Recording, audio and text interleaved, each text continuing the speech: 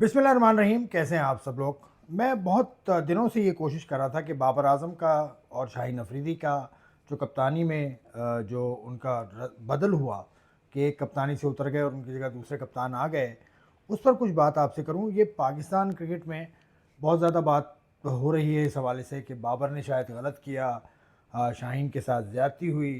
बिल्कुल जी हुई। शाहीन के साथ ज़्यादती तो ये हुई कि उसको कप्तान आपने बनाया और 21 सीरीज़ के बाद उतार दिया। लेकिन ये बाबर और शाहीन का मसला नहीं है। पाकिस्तान क्रिकेट की अगर तारीख़ आप देखें ना, तो ऐसा ही होता आया है।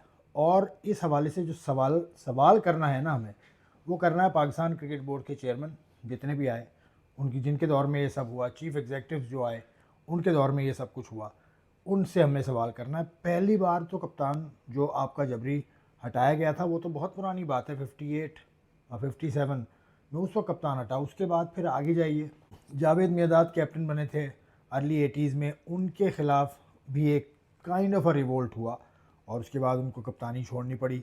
उसके बाद आगे जाएं तो मिड 90s में, बल्कि अर्ली 90s में रिवोल्ट हुआ था वसीम अकरम के ख़िलाफ़, तो उनको भी कप्तानी से हाथ धोना पड़ा। बहुत सारे मामलात ऐसे होते हैं। तो उस वक्त के चीफ़ एग्जीक्यूटिव्स कौन थे क्रिकेट बोर्ड के, वो देख लें। उस वक्त के चेयरमैन कौन थे वो देख लें।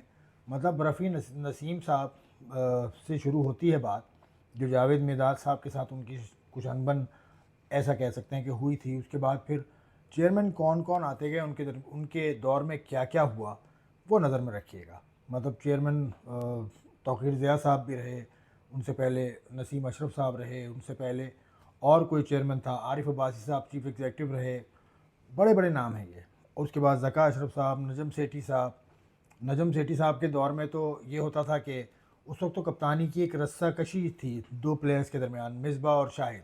तो नजम सेठी साहब ने मेरे प्रोग्राम में आकर कहा कि शाहिद अफरीदी चाहते कि उन्हें फेयरवेल मैच मिले, लेकिन मिकी आर्थर नहीं चाहते। इस तरह से तो किसी और के ऊपर रख दिया जाता है हमेशा। मतलब कहने का ये है कि क्रिकेट बोर्ड के जो बड़े हैं वो अपनी मर्ज़ी से कप्तान अपॉइंट करते हैं according to the constitution of the PCB as well. लेकिन वो सारा मलबा गिरता किस पे? उस लड़के पे जो कप्तान बना है या जो कप्तानी से उतरा है, सारा मलबा उस पर गिरता है। और पाकिस्तान क्रिकेट में कप्तान दो तरह के बने हैं। एक तो out and out strong captain, जिसकी जिस फहरिस्त में मुझे लगता है कि इमरान खान तो टॉप ऑफ द लिस्ट हैं ऑफ कोर्स, उनके क्योंकि उन्होंने लंबे अरसे कप्तानी भी की। 83 से वो कप्तान थे और 92 तक रहे। उसके बाद जो स्ट्रॉन्ग कैप्टन आए वसीम अकरम, उसके बाद जो स्ट्रॉन्ग कैप्टन आया वो इंज़मामुल हक, उसके बाद मिसबाह उल हक को भी किसी हद तक कह सकते हैं, लेकिन मिसबाह के बारे में इतनी हतमी मेरी राय नहीं है कि इन तीनों कप्तानों के मैं हम पल्ला उसको खड़ा करूं।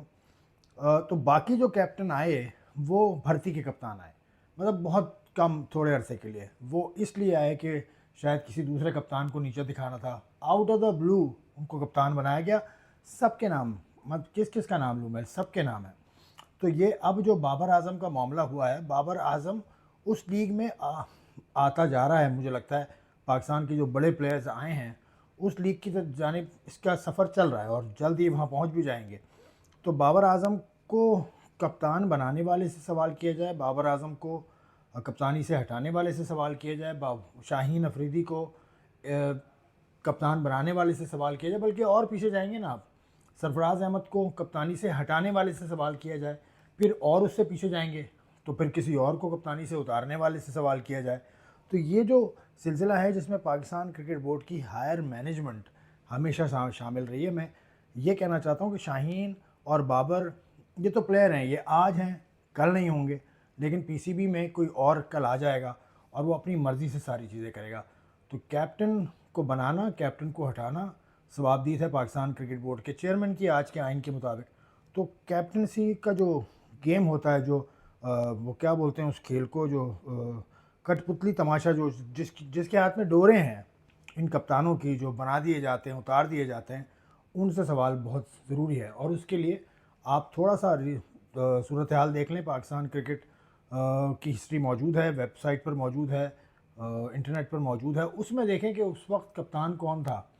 वसीम अकरम के ख़िलाफ़ रिवोल्ट हुआ, उस वक्त चेयरमैन कौन था, उस वक्त चीफ़ एग्जीक्यूटिव कौन था। जावेद मियाँदाद साहब के ख़िलाफ़ जो रिवोल्ट हुआ, लेकिन उस वक्त सेक्रेटरी या क्रिकेट बोर्ड का चीफ कौन था, उससे सवाल बनता है कि भाई क्या वजह आपको नज़र आई। तो यही सिलसिला पीछे जाते जाएंगे ना, आपको आप को हिस्ट्री में ये गंद नज़र आता जाएगा, ये dark phase of the history of Pakistan cricket. और ये हर चंद सालों के बाद ये रिपीट होती है चीज़। तकलीफ दे बात ये है कि we have been repeating the mistakes we have committed earlier. ये और कहीं पर नहीं हो रहा है। और कहीं पर अब इंडिया करीब तरीन है मुल्क आपके, पड़ोसी हैं आपके, उनका सिस्टम देखें किस तरह से चलता है। वहाँ पर भी सियासी तौर पर ही क्रिकेट बोर्ड के सरबराहान आते हैं, लेकिन वो नीचे के सेटअप को तंग नहीं करते। तो ये चीज़ है जिस पर गौर करने की ज़रूरत है। ये मेरा मानना था और ये मेरा कहना था। ये मेरी थोड़ी बहुत रिसर्च कह लें आप, ये थी जो मैंने सोचा आपसे शेयर कर लूँ। खुदा हाफिज़।